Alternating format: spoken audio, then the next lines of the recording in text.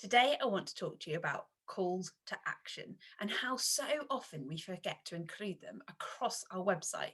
Yes, on all the different pages, that's where I expect to see calls to action, whether it's in the copy itself or within buttons which really stand out.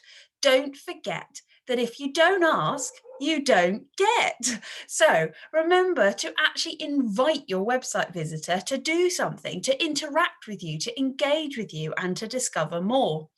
That's just some of the calls to action you can include. You can include links to other pages within your website, to your blog, for example, too. You can send more, you can include more direct calls to action. For example, get in touch, contact me, book a discovery call now. Whatever it may be and whatever action it may lead to, the most important thing is that they are there.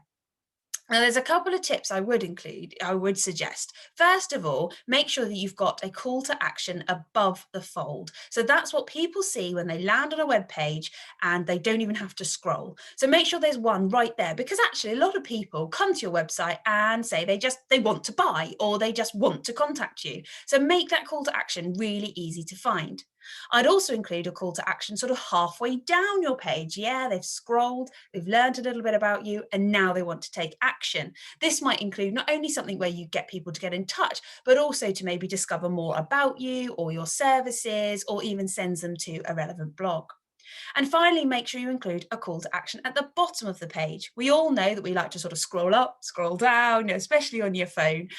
So make sure that there's a call to action right at the bottom as well. Again, they've kind of evaluated all that you wanted to say on that page, and now you're inviting them to do something extra. As I say, the calls to action can be buttons, but they can also be hyperlinks or interlinks within the copy of your web page.